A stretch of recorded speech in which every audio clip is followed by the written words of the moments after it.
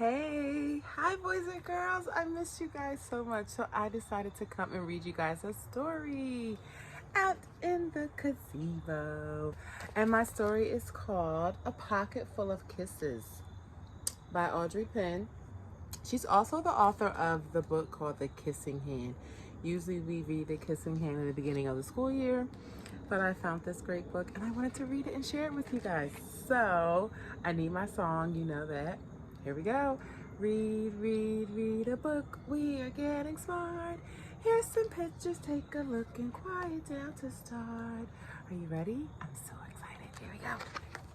A Pocket Full of Kisses.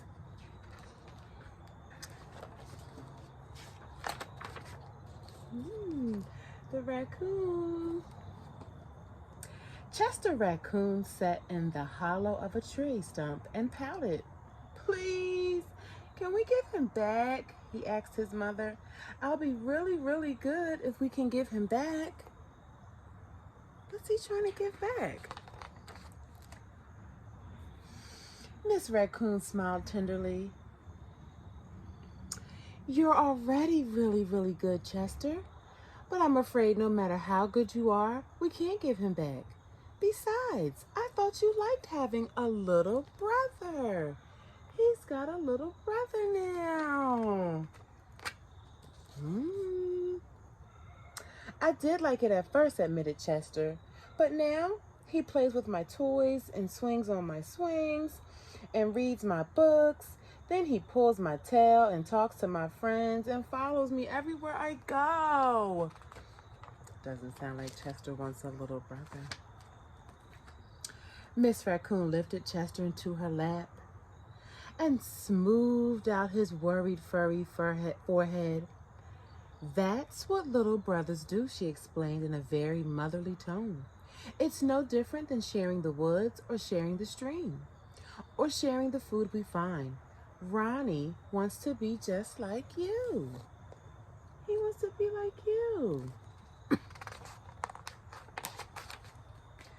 Miss Raccoon placed Chester on the ground and smiled at him with the soft, loving eyes he knew so well.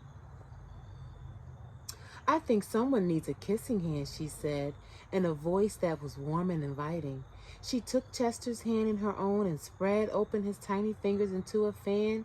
Leaning over, she kissed him right in the middle of his palm.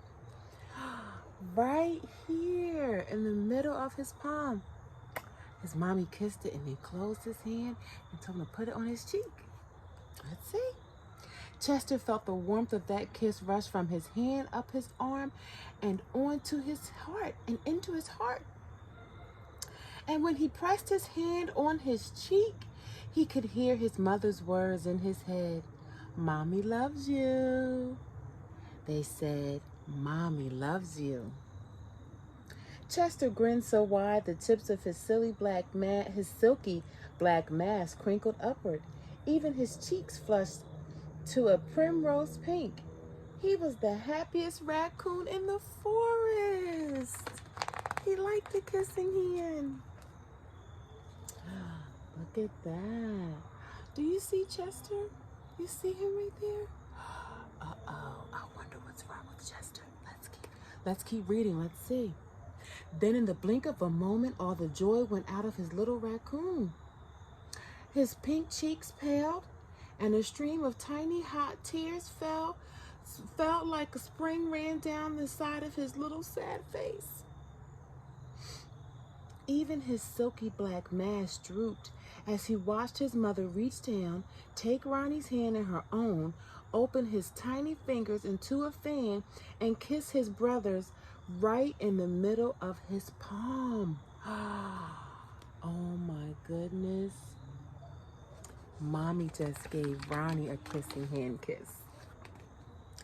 That was my kissing hand, Chester gasped in the saddest voice his mother's ever heard. Why did you give Ronnie my kissing hand? Don't you love me anymore? Oh, Chester. Miss Raccoon gathered Chester up in her arms and gave him a great big comforting hug. I would never give Ronnie your kissing hand, She assured him gently. That was his kissing hand. Now you each have one of your own. Now they each have one of their own kissing hands. Chester wiped away his tears and settled in his mother's lap. If you give both of us kissing hands, won't you run out? Miss Raccoon laughed. Would you like to hear a story, she asked Chester. About kisses? About stars, said Miss Raccoon. A story about stars. Every night, just before the sun goes down, it reaches out with its rays and touches every star in the universe. One by one, the stars light up and shine down upon us. Even on nights we can't see the stars, they're up there sparkling away. No matter how many stars fill the sky, the sun will never run out of light, and its rays will never stop reaching out to them. That's the way it is with kissing hands. When somebody loves you, their kisses are like the sun's rays, always there and always shining. No matter how many kissing hands I give you and Ronnie, I will never, ever, ever run out. Aww. So she told him she'll never run out of kissing hands for them. But you are right about one thing, Miss Raccoon told Chester. Ronnie's big brother widened his eyes and looked surprised. What's that, Mother? You are the big brother, and that deserves something extra special. Oh, he's going to get something extra special. I wonder what is it?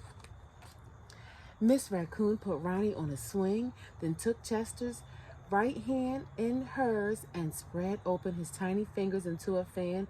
Leaning over, she kissed him right in the middle of his palm. That kiss is for your pocket, she told him. Take good care of it and keep it as a spare.